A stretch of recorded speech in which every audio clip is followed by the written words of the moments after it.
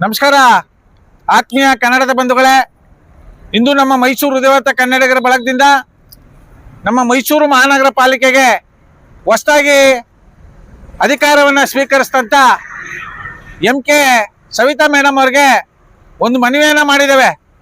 ಈ ಮನವಿ ಏನಪ್ಪ ಅಂದರೆ, ನಾವು ಸಂಘಟನೆ ಮಾಡಿ 20 ವರ್ಷ ಆಗಿದೆ. ಸುಮಾರು 20-25 ವರ್ಷದಿಂದ ಹೋರಾಟ ಮಾಡ್ತಾ ಇದ್ದೇವೆ. ಮೈಸೂರು ಮಹಾನಗರ ಪಾಲಿಕೆಗೆ ಯಾರೆಲ್ಲ ಆಯುಕ್ತರಾಗಿ ಬಂದಿದ್ದಾರೆ ಅವರು ಶಕ್ತಿ ಮೀರಿ ಕೆಲಸ ಮಾಡಿಲ್ಲ, ಪ್ರಾಮಾಣಿಕವಾಗಿ ಕೆಲಸ ಮಾಡಿಲ್ಲ, ಸಂವಿಧಾನದ ಬದ್ಧವಾಗಿ ಕೆಲಸ ಮಾಡಿಲ್ಲ. ಯಾಕಂದ್ರೆ ರಾಜಕಾರಣಿಗಳ ಕೈಗೊಂಬೆಯಾಗಿ ಕೆಲಸ ಮಾಡಿದ್ದಾರೆ.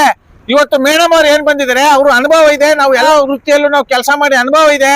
ಎಲ್ಲ ಒಂದು ತಹಶೀಲ್ದಾರ ಕೆಲಸ ಮಾಡಿದ್ದೇವೆ, ಬೇರೆ ಬೇರೆ ವೃತ್ತಿಯಲ್ಲಿ ನಾವು ಕೆಲಸ ಮಾಡಿ ಸರ್ಕಾರಿ ಕೆಲಸವನ್ನ ಸಂಪೂರ್ಣವಾಗಿ ಒಳ್ಳೆ ರೀತಿ ನಿಭಾಯಿಸಿದ್ದೇವೆ ಅಂತ ನಿನ್ನೆ ಮಾಧ್ಯಮದಲ್ಲಿ ನೋಡಿ ಇವತ್ತು ಅವ್ರಿಗೆ ಮನವಿ ಮಾಡಿರೋದೇನಪ್ಪಾ ಅಂದ್ರೆ, ಮೈಸೂರಿನಲ್ಲಿ ಸಂಪೂರ್ಣವಾಗಿ ಏನು ಫುಟ್ಪಾತ್ ಒತ್ತುವರಿ ಇದೆ ಸಂಪೂರ್ಣವಾಗಿ ಧೈರ್ಯದಿಂದ ಯಾವುದೇ ಮುಲಾಜಿಗೆ ಒಳಗಾಗದೆ ತೆರವು ಮಾಡಿ.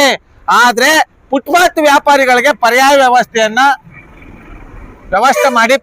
ವ್ಯವಸ್ಥೆ ಮಾಡಿ ಆಮೇಲೆ ನೀವು ಫುಟ್ಪಾತ್ ತೆರವುಗೊಳಿಸಿ. ಫುಟ್ಪಾತ್ ಅಲ್ಲಿ ವ್ಯಾಪಾರ ಮಾಡೋರು ಬಡವರು ಸುಮಾರು 16 ವರ್ಷ 15-20 ವರ್ಷದಿಂದ ಅವರು ಸಹ ವ್ಯಾಪಾರ ಮಾಡ್ತಾ ಇದ್ದಾರೆ. ಸರ್ಕಾರಿ ಜಾಗ ಬೇರೆ ಕಡೆ ಸುಮಾರು ಬೇಕಾದಷ್ಟು ರಾಜಕಾರಣಿಗಳ ಅಕ್ರಮವಾಗಿ ಪ್ರವೇಶ ಮಾಡ್ಕೊಂಡು ಬೇರೆ ಬೇರೆ ಜಾಗಗಳೆಲ್ಲ ಒತ್ತುವರಿ ಮಾಡ್ಕೊಂಡು ಐಷಾರಾಮಿ ಜೀವನ ಮಾಡ್ತಾ ಇದ್ದಾರೆ ರಾಜಕಾರಣಿಗಳು.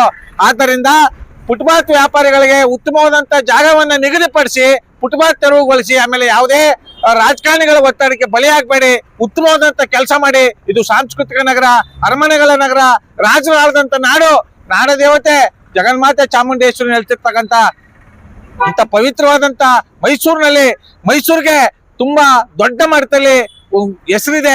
ಮೈಸೂರು ವಿಶ್ವವಿಖ್ಯಾತಿ ದಸರಾ ಇಂದ ದೇಶ ವಿದೇಶಗಳಿಂದ ಮೈಸೂರಿಗೆ ಬರ್ತಾರೆ.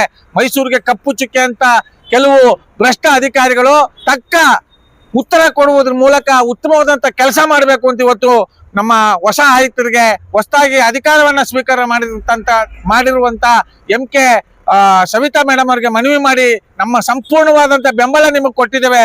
ಚಾಚು ತಪ್ಪದೇನೆ ದಕ್ಷತೆಯಿಂದ ಪ್ರಾಮಾಣಿಕವಾಗಿ ಉತ್ತಮವಾದಂತ ಕೆಲಸ ಮಾಡಿ ಅಂತ ಅವ್ರಿಗೆ ಮನವಿ ಮಾಡಿದ್ದೇವೆ.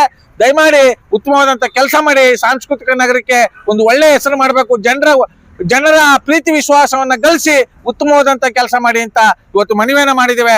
ಈ ಮನವಿಯನ್ನ ಅವರು ಉದಾರ ಮನಸ್ಸಿನಿಂದ ಸ್ವೀಕರಿಸಿದ್ದಾರೆ ಅಂತ ನಾವು ಭಾವಿಸ್ತಾ ನನ್ನ ಮಾತಲ್ಲಿ ಸಮರ್ಪಿಸ್ತಾ ಇದ್ದೇನೆ. ಜೈ ಕನ್ನಡಾಂಬೆಗೆ, ಜೈ ಕನ್ನಡ ಮಾತೆಗೆ, ಜಗನ್ಮಾತೆ ಚಾಮುಂಡೇಶ್ವರಿಗೆ, ನಾಲ್ವಡಿ ಕೃಷ್ಣರಾಜ ಒಡೆಯರಿಗೆ, ಡಾಕ್ಟರ್ BR ಅಂಬೇಡ್ಕರ್ ಅವರಿಗೆ ನಮಸ್ಕಾರ, ಧನ್ಯವಾದಗಳು.